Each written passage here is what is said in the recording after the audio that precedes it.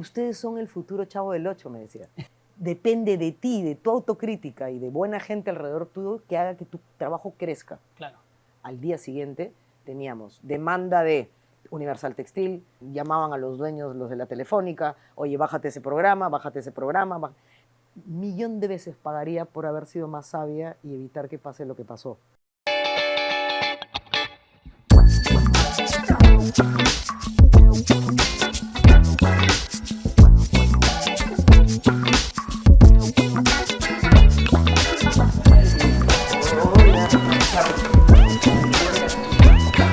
Yuli, primero gracias por estar aquí. La idea es conversar, no es una entrevista como tal, sino conversar sobre la comedia y el humor. Y todos conocen Yuli, directora, y vamos a hablar evidentemente de Pataclown y todo lo que has logrado. Pero ¿cómo empieza en la infancia el tema de la comedia? Porque o sea, yo que conozco un poco tu trayectoria, es actriz, comunicadora, pero en la familia también había vena humorística.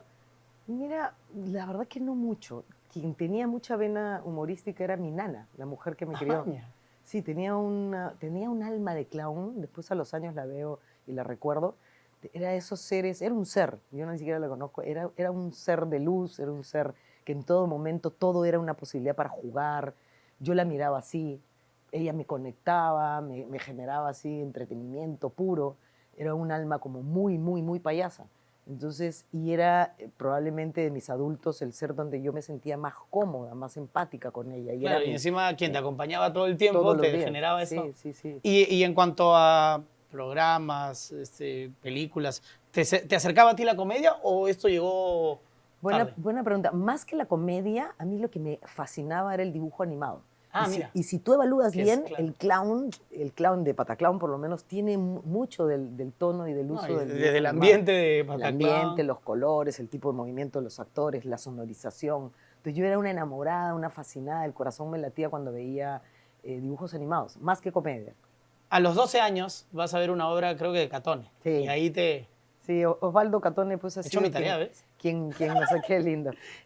Osvaldo ha sido quien creo que a un montón de actores les ha destapado esta vocación por la actuación, ¿no? Yo recuerdo tener 12 años, estar con los chicos del colegio, con mi mejor amiga, las dos se llamaban Claudia Nazano y Claudia Urqueada de frente, y cuando se levantó el telón, yo era chiquita y no entendía si era cine, si era televisión, si lo podía tocar. Era como un mundo fascinante donde mi corazón hacía así y sabía que yo iba a pertenecer a eso. No sé cómo explicarlo, es como si lo hubiera ya vivido. Yo sé que yo voy a ser parte de eso. Y mi corazón latía demasiado, ¿no? Era así, pum, pum, pum, pum, una acelerada, me pegué ahí. Sí. ¿De ahí para adelante en el colegio alguna actuación? Nada. Yo era muy, dentro de todo, aunque no lo creas, era entre tímida y huraña. Entonces no era la chica sociable, la popular. Voy a presentarme el Día de la Madre. ¿Sí, no, me moría.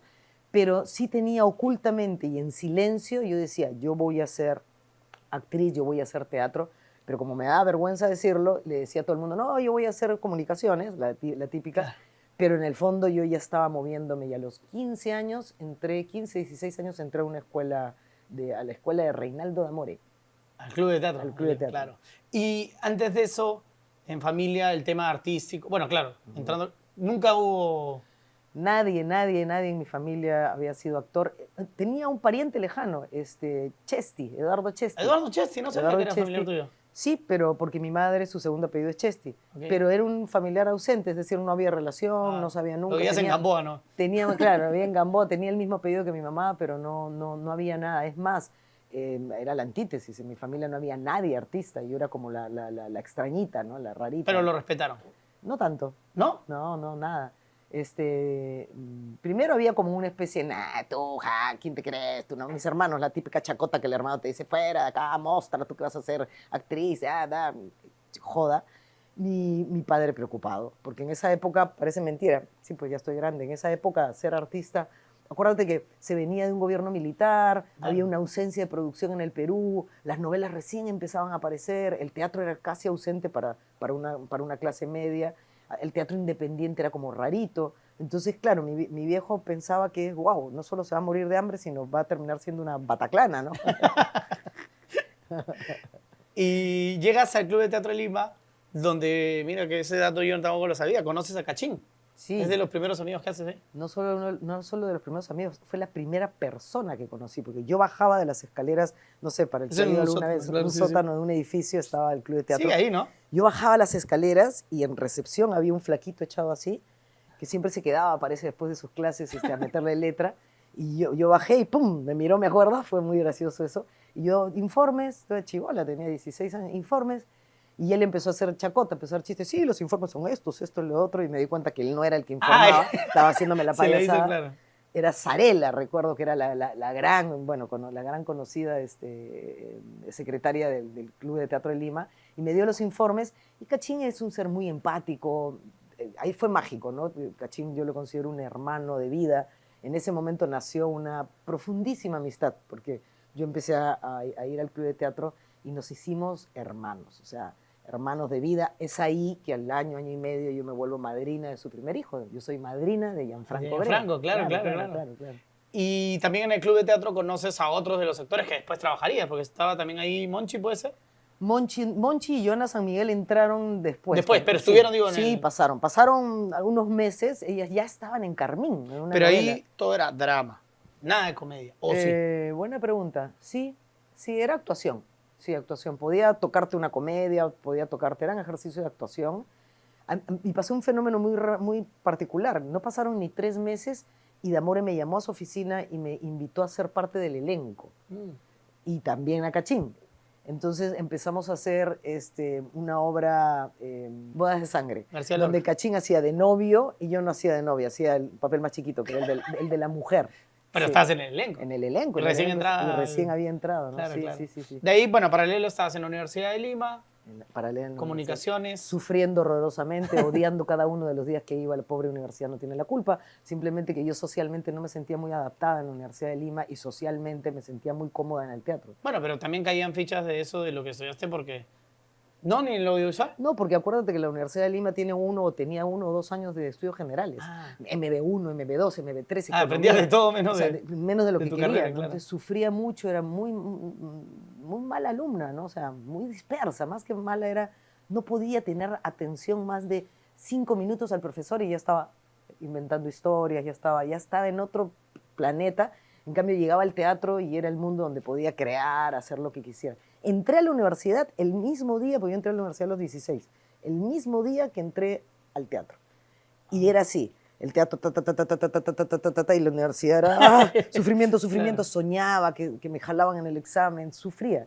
Me pasé 1 año y pico, 1 año y medio, 1 año y algo, y justo apenas encontré el primer trabajo donde ya me pagaban en el teatro, me armé de valor y le dije a mi papá, papá, voy a dejar la universidad. Y mi viejo se echó a llorar en ese momento pensando que me iba a volver una Bataclana. Papá que después, y vamos a hablar, más bien es el que más ha estado ahí en todo.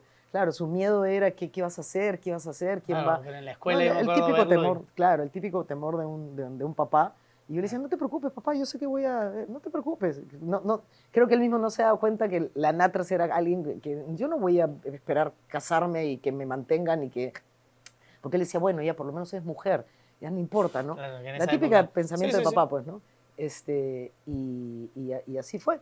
El Club de Teatro fue el lugar donde destapó ya la vocación y algo que fue el gen más adelante. La multiplicidad de roles. O sea, a mí me gustaba escribir, crear, dirigir, poner luces, o sea, todo en muy amateur, ¿no? Claro. Actuar, todista. Querías hacer en todos los espacios. Todo. Porque más que por ego, era porque sentía que no iban a llegar, me iban a fallar, no, mejor lo hago yo, ¿no? Con la luz de trepa. Hasta el día de hoy. Hasta hoy, sí. Empiezas a actuar, porque tienes una carrera... Sí, como de 10 años. De 10 años actuando. Te juntas, creo que con Alberto Isola también. Sí, y ahí llega este viaje a Cuba. Sí. Porque ese viaje es importantísimo para lo que viene. Sí, claro. Primero fue Brasil. A los 18 entré al taller de Alberto Isola, llegada de Europa, y convocó mira qué vieja soy, su primer taller, el primer taller que hizo Alberto Isola, la primera promo con Bruno Dar, un montón de gente, fue mi promoción. Es decir, antiquísima soy. No sé, creo que está en el taller número 55. Ya nosotros fuimos los primeros. Y ahí hice el matrimonio de Betty Boop Y se abrió una convocatoria, una beca para ir a Brasil, para ir a estudiar con un gran pensador del teatro. Decían que era uno de los mejores, uno de los 5 mejores creadores del mundo. Se llamaba Antunes Filho y su grupo se llamaba Macunaíma. Había dado la vuelta al mundo, era una de esas compañías inalcanzables. Y bueno, yo tuve el honor de ir, y éramos 25 chicos de Latinoamérica que íbamos a Sao Paulo a encerrarnos durante 2 meses a trabajar lo que era su lectura, su manera particular de crear. Todas ahí de teatro. Súper teatro. Teatro. Pero aquí sí viene el destape de lo otro, porque yo llegué porque quiero ser actriz y haré novelas, me imagino, y de ahí haré teatro, pero él me cambió el coco, porque lo primero que hizo fue sentarnos a ver su espectáculo y lo que nosotros veíamos era una propuesta visual que yo nunca en mi vida había visto. Una siguiente vez me latió el corazón, pues no sabía si lo que veía eran personas. Él trabajaba la física cuántica, trabajaba el movimiento y la respiración desde la física cuántica y generaba imágenes casi pictóricas, expresionismo, y a su vez mezclado con algo muy, muy real y muy cotidiano. Y esa experiencia llevó a que él no empezaba moviendo al actor desde el acting, sino desde la cabeza. Que lo veas, claro. Y desde tu cabeza. Él te decía, el actor, todo medio en portuñol, ¿no? El actor es un ser político y social, es un ser que debe de retirarse de la montaña, decía, mirar su sociedad, y si quiere hacer arte, tienes que regresar diciendo algo, dándole un lenguaje, creando algo tuyo y particular. No hagas la obra tradicional que hace todo el mundo. No vivas a la actuación por el ego para ti. Tienes que ser consciente de que eres un ser social. Y ese speech, yo me acuerdo que hablaba con Alberto y le decía, me está hablando de estas cosas, y me ayudaba a entenderlo, ¿no? De esa experiencia, ahora sí viene Cuba, eligieron a una de las alumnos, a uno nada más. No, pero digo, es importantísimo porque, como tú dices, destapa lo que después también trae Pataclown. Más allá del clown, sí, el decir algo en escena. En un lenguaje propio, que le hable a tu sociedad. Entonces, a mí yo dije, wow, esto era la actuación, esto era el teatro, y mi cerebro destapó. Claro. Y eligieron a una sola. Tuve el honor de ser elegida como la alumna chancona, la que había cumplido. Y me dijeron, hay un director, la próxima experiencia de la escuela es van a ser 4 directores y uno de ellos es peruano.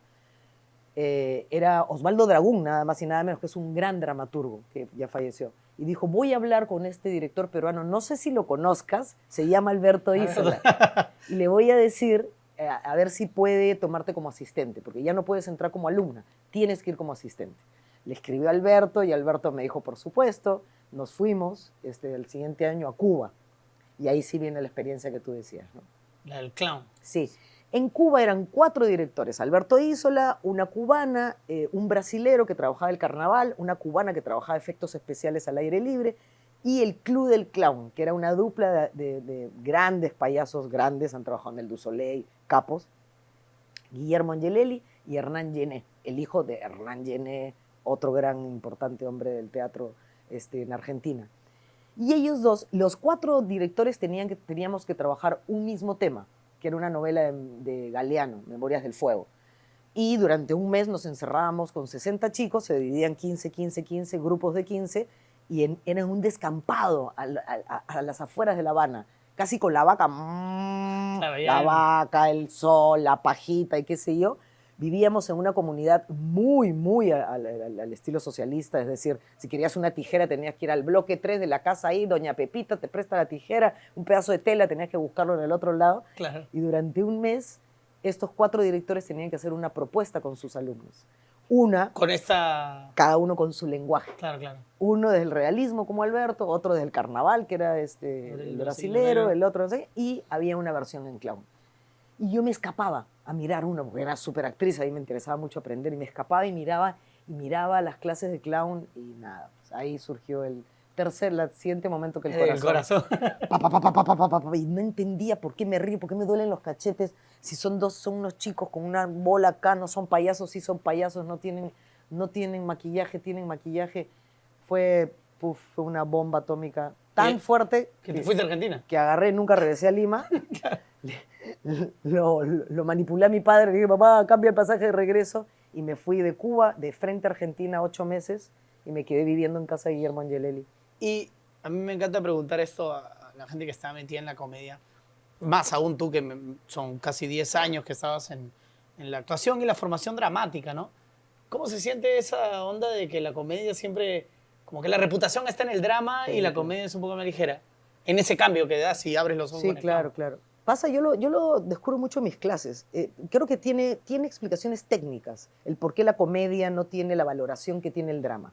Una de las más importantes es que la dramaturgia en la comedia es unidimensional, no es multidimensional. Es decir, pocas veces ves una comedia como la de Dustin Hoffman, ¿cómo se llama? La que se viste de hombre, Tutsi. Tutsi, que es una comedia multidimensional, una dramaturgia que ya la aleja de la Claro. comedia. Ya no es un ja, ja, ja, ja, ja. Para lograr el ja, ja, ja, ja, ja, tu dramaturgia tiene que ser muy elemental. Claro. Un papá y un hijo se sientan en un parque, el padre le quiere enseñar a que juegue fútbol. Eso es todo lo que dramáticamente... Entonces, deja de ser valioso artísticamente. Lo siguiente es que el efecto risa conecta con el espectador de maneras múltiples, muchas veces y casi la mayoría de veces desde un lugar elemental, depende de tu ciudad, de tu país, se vuelve popular.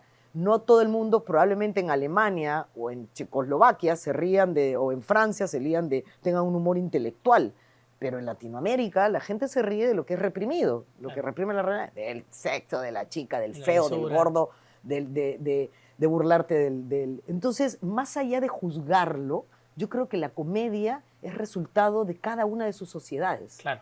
Yo he enseñado en Argentina y la gente no se ríe de lo que se ríen los peruanos. Yo he enseñado en España y no se ríen de lo que... No, acá alrededor, ¿no? Colombia, Chile. Hombre, entonces, he enseñado en Huancayo y se ríen del burro, de la gallina, del no sé qué, se ríen de su realidad. Entonces, cada comedia, como tiene un vínculo popular, es resultado de lo que es cada sociedad. Entonces, cuando yo veo estas discusiones en las que, eso está así, en lugar de mirar a los comediantes, y lo digo con mucho respeto, tendríamos que mirarnos como sociedad. ¿Qué le gusta al peruano? O sea, el comediante es resultado del combo, él quiere comer, va a darle el humor que necesita el peruano.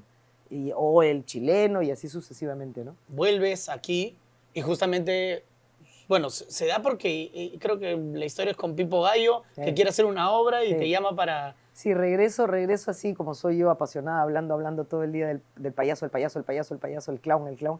Y Pipo Gallo era... Pero sin formar ninguna escuela, nada, solo estabas... yo había tomado 15 clases de clown en esos meses en Europa, porque en Argentina las clases son como muy esporádicas, ¿no has visto? Y cuando regreso, Pipo Gallo estaba haciendo en la Universidad de Lima, como director del grupo de la universidad, una comedia de Woody Allen. Okay. No me acuerdo cómo se llama, pero me decía, estoy haciendo una comedia de Woody Allen y no me sale. Me está saliendo serísima. Y como te escucho hablar de tus cosas esas, creo que capaz, si nos das un taller de clown, el elenco después va a volver con más herramientas para poder darle comedia a Woody Allen. Y le dije, ya. Yo dije, bueno.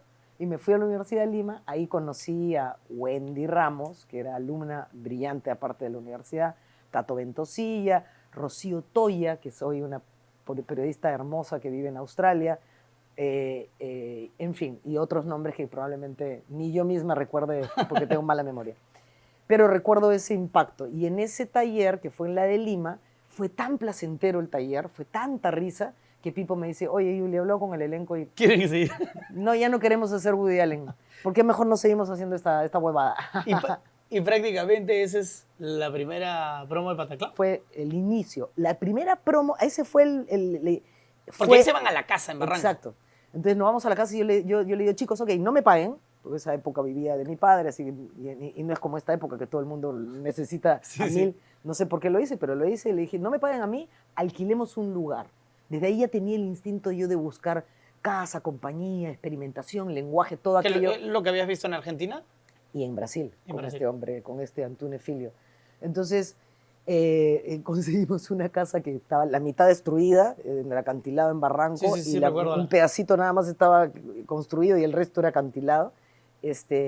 Y como estaba tan destruida la casa, la empezamos a pintar. Los primeros días fue pintarla. Y yo recuerdo estar montada en una escalera pintando y dije, a ver, chicos, volteo y le digo, una tarea, tienen que componer una sola palabra que incluya la palabra clown. Lo que quieran, pero que diga clown. Y una sola. Ya. Y el único que hizo su tarea el día siguiente, porque eso ya me acompañó el resto de mi vida, eso de que los actores no siempre hacen las tareas, el único que hizo la tarea fue Tato Ventosilla. Y dijo, me acuerdo que su explicación fue, yo lo que pasa es que por Patapúfete, un programa de televisión Patapuf, entonces pienso que Pataclown Y le dije, no, por patas, me encanta. Nadie más ha hecho su tarea, bueno, queda esto. Sea Pataclown. Y puse la casa, ni siquiera el nombre de la compañía, era el nombre de la casa. Claro. La casa de Pataclown, y ahí quedó escrito durante años en una viga. La casa de Pataclown. Y al poco tiempo había uno de los actores, era diseñador gráfico, y dije, quiero una firma, quiero que el logo de Pataclown sea una firma, que tenga un signo de interrogación y que se firme. Entonces me hizo con el signo Pataclown y una rúbrica, y de la rúbrica compusimos la nariz. Ahí sobre Claro, la nariz. con una tiza en la pared, con una tiza, así, no, mejor así, no, mejor así, no, mejor así, y salió Pataclown. Más adelante, simplemente como odio ponerle nombre a mis espectáculos, empecé, bueno, que se llame Pataclown en el amor, bueno, que se llame Pataclown en la ciudad. Bueno, que se llame Pataclown en el tema que habíamos trabajado. ¿Cómo nacieron las temáticas? ¿Salía en grupo? ¿Tú misma decidías, quiero hablar ahora de la ciudad? Porque estamos en tiempos también mega violentos en ese momento, ¿no? Sí, el primero fue, siempre los temas no eran grupales, no era muy democrático en ese sentido. Todo venía, porque sobre todo yo era la que venía, la que sabía, y ellos eran chicos súper amateurs, ¿no? Entonces el tema... Pero perdón, algo importante que siempre me quería preguntar es, igual eran contemporáneos contigo. Sí, eran hasta mayores que yo. Por eso te digo, ¿y cómo controlar o dirigir? Digo, por un tema hasta de estatus, trayectoria. Creo que por dos temas. Uno, porque yo era la que sabía la técnica, y dos, porque tengo mi náter, pues, ¿no? Sí, eso lo conozco. Ya la conoces, ¿no? Ahí no era tan náter, ¿sabes? Era más bien, hola chicos, vamos a hacer esto y lo otro. Y poco a poco fue... tomando el lugar. Como suele suceder. Y creo que era la pasión con lo que lo hablaba, el conocimiento que hacía que ellos confiaban en mí, obviamente en términos de actuación y del clown, ciegamente. Había una empatía muy, muy, muy mágica.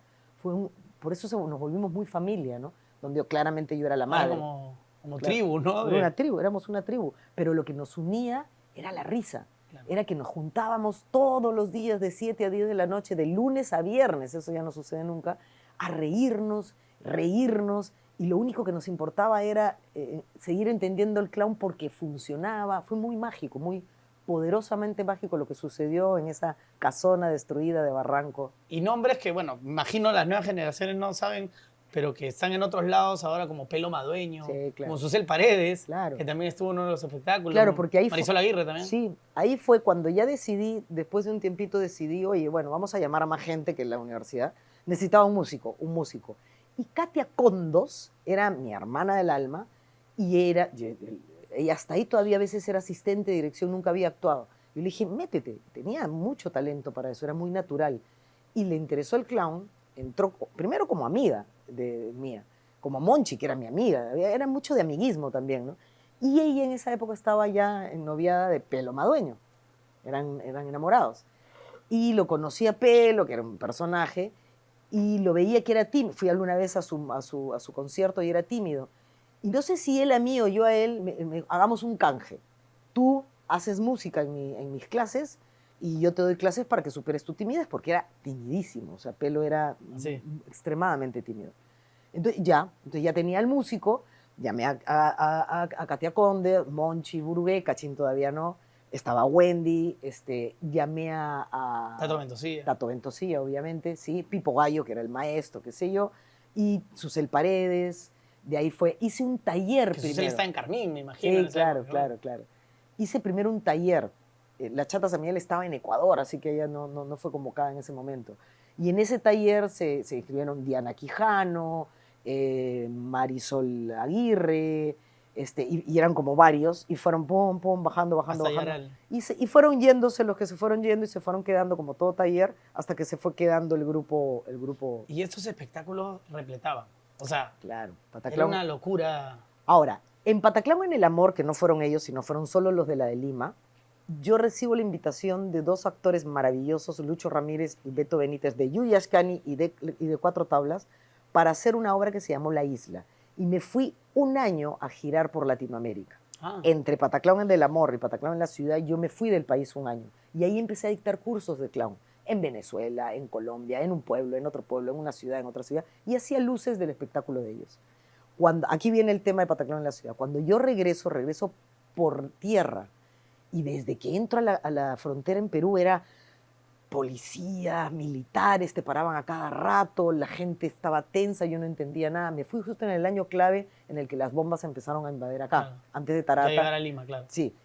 Entonces ya estaba muy duro todo eso y cuando ya ingreso a Lima, los masking tapes en las ventanas, Claro.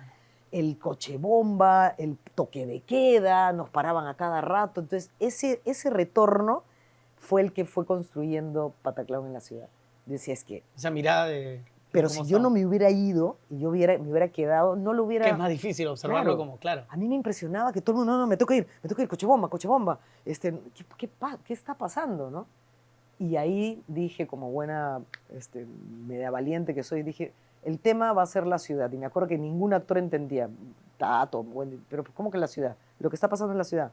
Pero ¿cómo Porque ellos vamos a estaban hacer? dentro, pues. ¿Cómo vamos a hacer de todo esto payasos? Lo vamos a hacer, no se preocupen. Y empecé a soltar los estímulos, ¿no? A soltar estímulos, ¿no? Policía, vamos a jugar un atraco. Tú estás, una voz, yo era la voz del policía, documentos, entonces jugaban con documentos, papeles, esto, entonces iban saliendo los números, ¿no? Y todos estos espectáculos que iban llenándose, la gente comenzaba a agarrarle cariño a Pataclown, ¿eran igual a la gorra? ¿Ya había entradas? Porque sé que nace un poco así, incluso con clavos, creo, Sí, eran sí, las sí. primeras entradas. Con clavos era, en lugar de ticket, porque no teníamos ticket, dábamos clavos. Lo primero que encontramos, acá hay una bolsa de clavos, ya, dale clavos para entrar, ¿no? Fue como, era todo muy amateur, ¿no? No cobrábamos, o creo que cobrábamos 3 soles, 5 soles en Pataclown, en El Amor. En Pataclown, en la ciudad que fue en el Teatro Británico, sí, ya cobrábamos Claro, entrada. ya. Pasa que siempre en Pataclown me preocupé que no tenga entradas muy caras. A mí me chocaba eso de cobrar caro en un país que estaba en la crisis que estaba. Claro, y en esa situación. Sí, claro. Ajá. Igual era, ¿no? 12 soles me acuerdo que cobrábamos al principio, de ahí 18. El boom vino digamos que lo profesional y cuando se destapó con la bebita Monchi y todo eso fue en el Teatro Británico. Claro. Me dieron al principio 2 semanas y terminó siendo como 2 meses de temporada, repleto. En esa época no existía teleticket. Entonces las colas daban vueltas 2 veces a la Esperando para comprar 2 veces, 1 y 2 veces daba vuelta. A las 11 de la mañana la gente empezaba a hacer su cola, la boletería abría a la 1 y era increíble. Luego empezamos a hacer, la llevamos al Canut, repleto. Hicimos temporadas de 1 año completa, 51 fines de semana, 6 veces por semana. Ahora tú le dices a un actor que vas a hacer una temporada de, te lo juro, Claro. vamos a hacer 30 funciones, vamos a hacer 10 funciones, no es mucho, mejor 3 funciones nomás, ¿no? Nosotros hacíamos más de 250 funciones al año y las 250 funciones se llenaban con 1000 personas diarias. Estoy hablando de un promedio de 250.000 espectadores al año, así. Eso hace despertar el interés de la tele. Exactamente. Te dicen, propon lo que quieras, te dicen, tenemos esta idea. No, te dicen es mucha gente. Había un señor bien pesado, y digo bien pesado porque cada vez que lo digo sé que él se va a reír, se llamaba Jimmy Arteaga, Ah, claro que sí. que era el hombre pesado de Latina. Sí, sí. Además insistente, ¿no? Entonces todos los años, porque fue varios años, me tocaba la puerta al teatro y yo era también otra, ¿no? Yo era otra pesada, que yo en la televisión pues era, no, la tele, ¿no? Y ustedes son el futuro Chavo del Ocho, me decía. Y a mí me indignaba, no, para mí es un halago que me digan eso, sino porque yo veía el clink, clink, clink, clink, Claro. clink, ¿no? Ustedes son el... Le decía, ya, sí, muchas gracias, señor, por favor. Gracias, no nos interesa. Vaya. ¿Has visto cuando te toca la puerta de tu casa para venderte algo? Sí, Y sí, dices, sí. no, gracias, no, gracias, no, gracias. Y el hombre era como, qué manera de rechazarme ha tenido esta mujer, ¿no? Y volví el año siguiente, Jimmy Arteaga. Y decía, el pesado de eterno, decía yo, ¿no? Yo toda hippie salía así y él me decía, tienen que hacer un programa de televisión. Y cuando ya estábamos haciendo Pataclown enrollado en el Monte Carlo, en el Monte Carlo. El Teatro Monte Carlo ahora es un edificio. ¿Verdad? Ya me empecé a dar cuenta de algo que me hizo así con el teatro, que era que ellos solamente salían y no hacían nada, Guille. Y ya... Y decía, y ahí es cuando yo digo, para los temas de la actualidad, es menester de quien hace comedia saber preservar lo suyo y ser más exigente de lo que el público a veces pide de ti. Es decir, no quedarte en que, si se ríen ya, pues, no, si se ríen ya, no. Si se ríen ya, qué bueno, qué privilegio tienes que el público se ría de tu trabajo. Pero el público, que es adorablemente popular, no necesariamente se ríe de algo valioso. No necesariamente te hace exitoso porque es importante o trascendente. Depende que tú tengas una autocrítica permanente para tú ser quien supera tu tipo de nivel de humor. Porque cuando el público te quiere, Ferrando, ¿cuántas personas? Digo Ferrando porque era uno de los seres más queridos y hacía un tipo de humor que no sé si lo aplaudiríamos. Depende de ti, de tu autocrítica y de buena gente alrededor tuyo que haga que tu trabajo crezca. Claro. Es verdad que el humorista vive por una risa, pero una risa no debe definir tu buen o mal nivel de humor. No sé si me estoy entendiendo totalmente de acuerdo. Y habías logrado ya eso con... O sea, parecía Cachín. Cachín, y tanto es así que ahí sale una frase que nace la idea en el escenario de Nandito. ¿Y tú por qué te ríes? ¿De qué te ríes? No he hecho nada, decía. Ja, ja, ja, ja. Y saltaba y decía, pero no he hecho nada. Y ja, ja, ja, ja, ja. Y era real, el actor estaba preguntando. De verdad, el actor estaba diciendo, ¿de qué te ríes si no he salido, todavía no he hecho nada, ¿no? Entonces se ríen porque ya... ¿Has visto que en el cole, cuando ya uno gana la fama del chacotero, del gracioso, claro, a veces lo que dicen no es tan gracioso, pero igual, ya te ríes? Igual lo celebras, claro. Porque ya es entrañable, ¿no? ¿Cómo se manejaba? O sea, digo, porque ya yéndonos a la tele, el éxito era rotundo, domingos en la noche, todo el mundo veía Pataclown. ¿Cómo se pensaba el otro capítulo? ¿Cómo se tenía el miedo a fallar, digamos? Con lo que, porque además seguían ustedes diciendo cosas, hablando de la sociedad, de la familia peruana.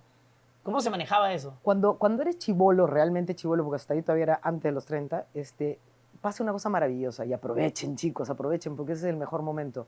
No tienes miedo, porque como no hay nada encima tan grande. En el teatro yo ya tenía miedo. Mi cuarto espectáculo, mi tercer espectáculo, tenía una pequeña presión así, que ahí es donde empiezas a volver más tensita, pues, ¿no? Porque tú tienes la presión de que la gente va a decir, ¿no? En la tele no teníamos nada que perder. Yo sentía que no teníamos nada que perder. Si nos iba mal... Además, ellos te han llevado, ellos te han dicho, ponte acá. Y si nos iba mal, pin, gracias, fue un experimento y volvemos al teatro. No, claro, en nuestro lugar. Entonces, los capítulos nunca hubo temor.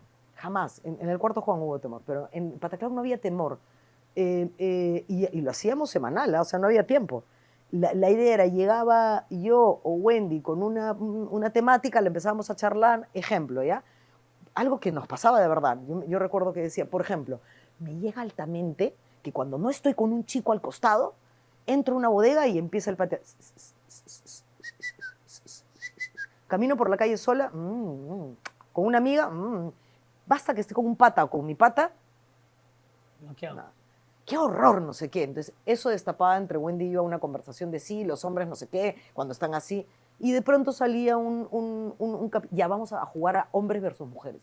Y jugábamos. Ya, imagínense que un día, por un detonante, ya puede ser ya, Cachín llega y pide la comida, pide esto, pide lo otro, y Wendy se le revela. Y Wendy dice, no quiero. Huelga de platos caídos. Huelga, sí, las mujeres vamos a hacer huelga porque ustedes nos piden mucho, no sé qué. Entonces, pero salía de algo muy de ella y mío. ¿Se entiende? Algo anecdótico que había pasado. Con una característica que se le recomiendo a todos los creadores. Sin juicio. No es que esa idea, ya mejoramos otra cosa porque está mala, sino creyendo en la idea. Pero qué difícil ahora, sin juicio, con las redes sociales, con tanta opinión, ¿no?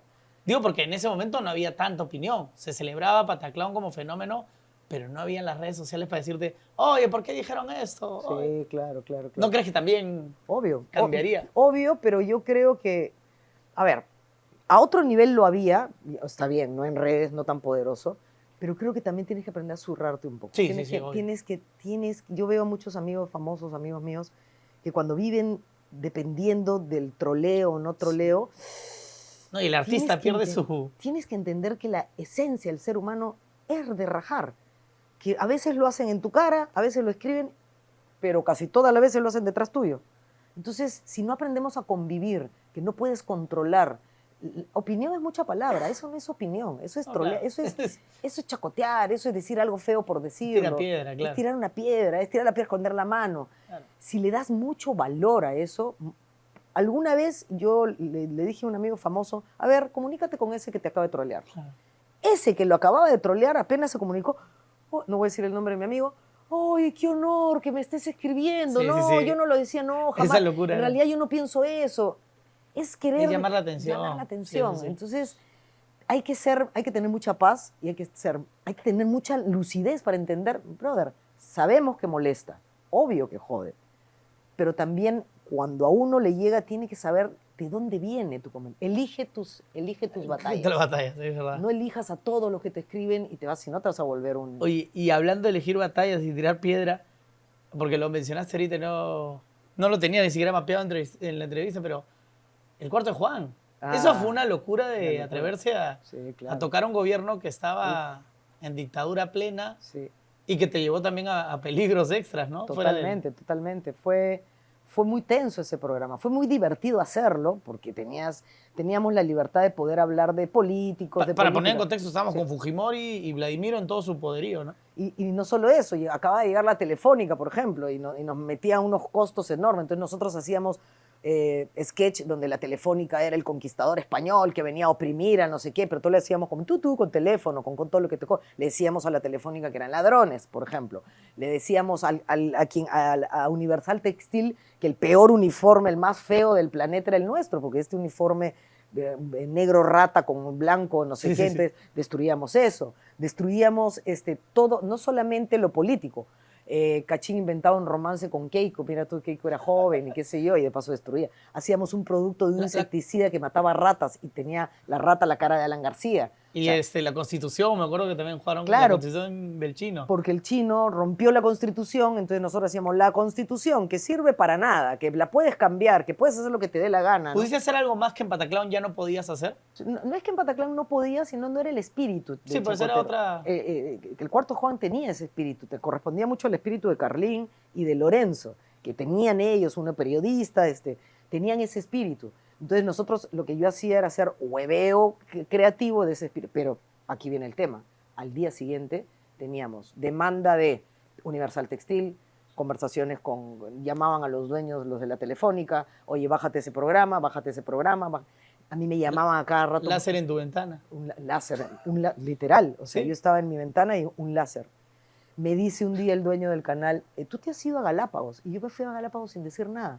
Bueno, tus amigos me han dateado. ¿Quiénes son tus amigos? Julie, deja de hacer ese programa, bájale, vuélvelo un magazine juvenil. Y además nos pusieron a Laura Bozzo, que era un monstruo en rating. Entonces, si bien hacía 16 puntos de rating, no era los 30 que hacía Pataclown. Entonces, eso sumado, empezamos a llenarnos de temores con Carlín. Queríamos escribir para el Día de la Madre y decíamos, ¿será que el comité de madres nos va a decir? Porque queríamos hablar de las madres también, de lo imperfecto de las madres. El Día de la Madre también se puede hablar de todo lo que tu madre te traumó o qué sé yo. Claro. Entonces ya nos llenamos de miedos. Entonces se complicó, se hizo una crisis interna y nada, yo hice un paso al costado y dije, no estoy dispuesta a tanto. Pataclown, regresando un poquito, mira que es algo que yo creo que en pandemia comencé a ver y no había reparado y después lo he visto ahorita que he estado leyendo un poco de la familia Peluche. Claro. Esa locura yo no la había ubicado. Sí.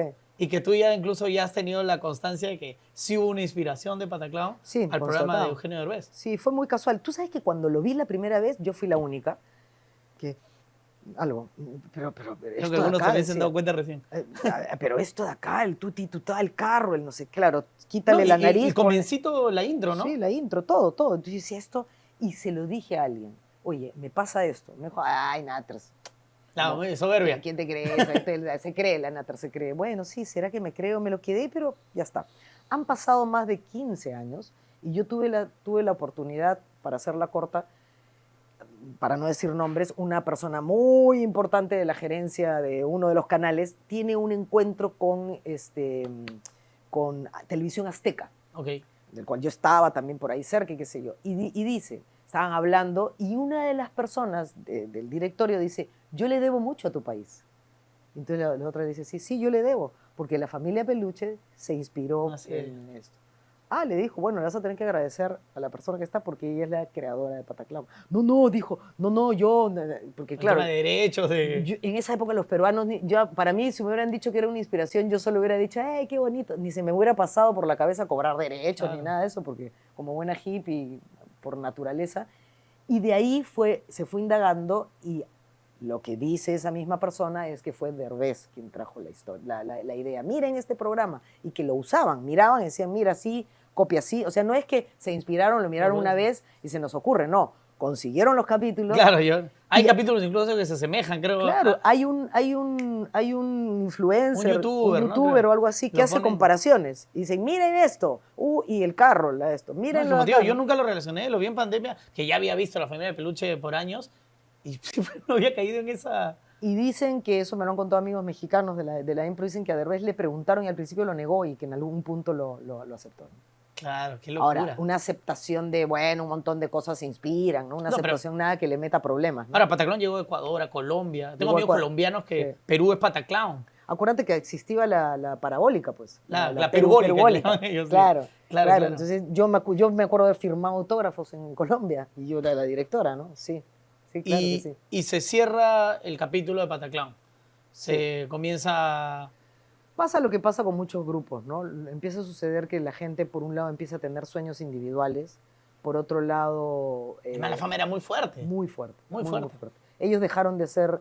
O sea, esto que te decía que había ese nivel de confianza, de si yo decía tírense del piso, se tiraban, date un volantín, se lo daban. Ahora era, ¿por qué el volantín? Ya no, y claro, después, ¿y por qué tengo que tirar? Y si no me tiro un volantín y si salto... Entonces, claro, yo no estaba muy acostumbrada a eso, porque Claro, me conoces, entonces, porque te tienes que tirar el volantín, confía, decía yo, ¿no? Y ahí me daba cuenta que ya no había mucha confianza. Hubieron algunos quiebres, el cuarto de Juan trajo mucha crisis, la crisis del cuarto de Juan Se pasó para se acá. pasó para el otro lado. Yo tengo la sensación que Carlín un poquito en algún punto se decepcionó de mí porque yo abandoné el programa, dije, ya no, ya estaba como mucho problema, ¿no? Y ahí hubo un dolor, ese dolor se trasladó y se juntó con otro dolor que tenía que ver con que Wendy y yo siempre compartíamos el tema de los guiones y ella sentía que ahí había un desequilibrio, que la gente me aplaudía mucho más. En fin, cosas que pasan en los Sí. grupos humanos que hicieron que en algún punto lo mejor y lo más sano fuera que como los romances acaben en el mejor momento y así fue. Y tú, si ahorita pudieras decir, ¿hubieras prevenido algo de esa ¿Esa crisis? de esa crisis? ¿De alguna manera hubieras hecho Uy, algo? claro. Pero no por... Trabajo grupal. Sí, sí, claro. Y Es obvio, que lo pero- que hacen ahora las ahora bandas lo que- incluso, ¿no? lo- Acompañarse con... Tu pregunta me encanta, nadie me la ha hecho.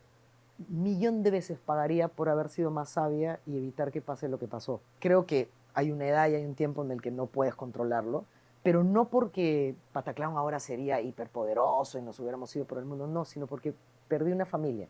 Claro. Y eso fue para mí lo más doloroso. Fue un divorcio, fue un... Para mí eran entrañables. Yo no sé si yo para ellos, pero para mí ellos eran entrañables. Era un paraíso emocional, de vida. Cuando he salido de eso, siempre digo, claro, de los momentos más felices de mi vida ha sido cada vez que he logrado familias. Claro. Y los momentos más dolorosos han sido cada vez, no digo cada vez que he tenido éxito y las puertas se me abrían y era la chica superpoderosa, no es tanto lo que extraño. Extraño ese núcleo comunal, porque yo creo y estoy segurísima que la felicidad está en la comunidad. Claro. Creo ciegamente en eso. Pero de ahí vienen los nuevos elencos Ah, que obvio. te dan esa familia nuevamente y Sí. la escuela. Sí, claro. ¿No? Que demora tiempo en construir familia con Saskia, Bernaola, Patricia Portocarrero, Katia Palma, Armando Machuca, Schuller, Schuller, Roger del Águila, Cristian Isla. Demoré un tiempo porque aparte eran ya menores que yo, ya era yo cada vez más mamá, pero también se volvió a construir otra familia. Y ahí no hubo ese tipo de crisis así Y de creo egos. que te lo he dicho en algún momento, tú no te das cuenta del árbol genealógico, pero esa familia que tú construías en la escuela, donde Sí, yo claro. también fui Ahorita parte hablo. desde chico, era tener una escuela donde todos los días se respiraba comedia en stand-up, en impro, Claro. en clown. Y feeling, y la sensación que llevas Sí. y ves a tus amigos. Ellos eran el elenco, pero a su vez abrí y conocí el match.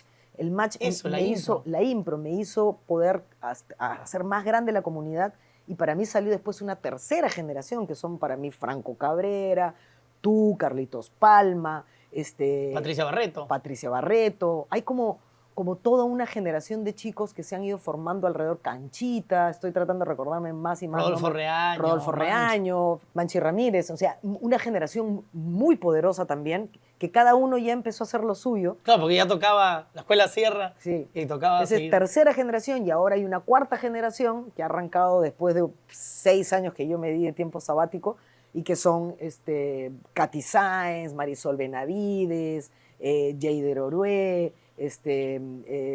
Rodolfo Reaño, Greta Bazán, que son los chicos de ahora con los que estoy estrenando un espectáculo, ¿no? Y todo esto nace también en volver a hacer la escuela, pero también algo que tú siempre has querido, porque lo comentabas hace años, que era viajar y llevar clown, y eso también lo estás haciendo. Sí, yo soy un amante del viaje, pero total, y soy un amante de enseñar el clown. El clown lo puedes enseñar o para formar grandes profesionales o para aportar cosas en la vida de una persona. Y en toda mi juventud, este era el que más me interesaba. Formar clowns, formar payasos, ser profesionales. Y con la vejez he empezado a valorar mucho este otro lado. Y donde siento también comunidad, donde siento ese cariño, donde siento que le hago mucho bien, yo, mi técnica, le hace mucho bien a las personas. Entonces he empezado a hacer viajes, hemos viajado a Pucallpa, a Arequipa, a Máncora, hemos estado en Costa Rica. Tu papi te pide eso, ¿no? Que no abandones Pataclown. Mira, qué loco que lo sepa, sí. Cuando yo estuve 6 años de para con Pataclown y me perdí un poco, no sabía bien para dónde ir. Bueno, vino lo audiovisual también, que también... Claro. Empecé a buscar, el sueño que tengo es hacer cine, y lo estoy haciendo. Y mi padre, literalmente como en las películas, la última frase que me dijo cuando le costaba hablar, frase que no me la dijo nunca, sano, porque era un hombre que respetaba mucho mi proceso. Pero que estaba ahí siempre, ¿eh? Estaba siempre a mi costado, pero jamás me dijo, tú deberías de. Claro. Sino me decía cosas así, ¿no? Y ese día me lo dijo muy frontal, me dijo, recupera lo que es tuyo. No entendía qué era. ¿Qué, papá? Recupéralo, recupera Pataclown. Y yo obviamente en lágrimas le dije, te lo juro, te lo juro, te lo juro. Y por lo menos me dio una ruta, porque ese día empecé a decir, ok, voy a empezar a hacer talleres, voy a empezar de cero. Yo me preguntaba, ¿cómo logro recuperar Pataclown? Y dije, ¿cómo lo hiciste? Desde el inicio, desde el cero, enseñando. Y he empezado a eso, ¿no? Ahorita está este espectáculo. ¿Qué pasa? ¿Qué pasa? Sí. Que es un poco eso, también volver a afrontar y poner en el escenario cosas que quieres decir, o que los chicos, me imagino, también plantean. Sí, claro. Sí, parte mucho de estos años entre pandemia y antes pandemia y el Me Too y qué sé yo, que en realidad, ¿qué pasa con este país que tenemos 5 presidentes? ¿Qué pasa con este país que el machismo, el feminicidio, estamos, no sé si uno de los más fuertes del mundo? ¿Qué está pasando con el Perú? ¿Qué nos pasa como peruanos? Entonces, dentro de esa, que ese era el tema, así como había Pataclown en el amor, enrollado en la ciudad, esta vez el ¿qué pasa? ¿Qué nos está pasando? Joder, ¿qué pasa? ¿Por qué no reaccionamos? ¿Qué pasa con el machismo? ¿Qué pasa con el racismo? ¿Qué pasa con este quiebre que hay de eterno entre la gente más blanca, menos blanca? ¿Qué nos pasa, no? Y por ahí es que lo recomiendo mucho porque creo que sobre todo esta segunda temporada, ha cuajado un montón el espectáculo. En el Teatro Julieta. Teatro Julieta, viernes, sábado y domingo, hasta el 2 de julio va a estar la temporada. Y ya para ir cerrando, ¿de qué se ríe Yuli Natas? Porque ya nos has hecho reír a todos, pero ¿tú de qué te ríes? Yo me río, y eso mi amigo Armando Machuca es el que más se ha dado cuenta, yo me río de lo imperfecto del ser humano, me río de lo que... de cuanto le veo más esa fibra de maluleada sin densidad, ¿no? Donde siento ese ser humano que es verdaderamente, me río de lo podrido, de las miserias, me río de cuando veo a la persona que en realidad detrás de lo que está diciendo hay algo mucho más, me río de lo imperfecto, me río de los defectos. Y tú sabes que el eslogan de mi película Bobo, que es una película de animación que estoy haciendo, la frase corta es, ama tus defectos. Y el libro que quisiera alguna vez escribir tiene ese gran titular, ama tus defectos. Y para ello tienes que burlarte de lo más escondido de ti. Que es el clown. Y el Tal cual lo que se dice es el clown. Y es el clown. El clown debería estar también en las escuelas, debería estar en... la impro, el clown debería. Ayuda muchísimo, muchísimo, muchísimo al autoconocimiento, a los estados de ánimo, a la risoterapia, ¿no? Sí. Y para cerrar, ¿qué es para ti la risa de la gente? ¿Qué es la que te ha acompañado? Sí, la risa es como My Precious, es como como la película, pero a su vez también es mi enemigo en las clases, porque a su vez para un humorista la risa es un gran amigo y el peor enemigo, porque es el que te confunde a entender qué cosa es lo que debemos de hacer en el escenario, que más que hacer reír tenemos que tener fascinado al espectador, y dentro de esa fascinación debes de hacerlo sonreír, también reír a carcajadas, interesar, cuestionar, indagar, entretenerlo, tenerlo, ¿no? Entonces, en conclusión es eso, es mi mejor amigo y mi más detestable enemigo. Muchas gracias, Yuli. Un aplauso, por favor.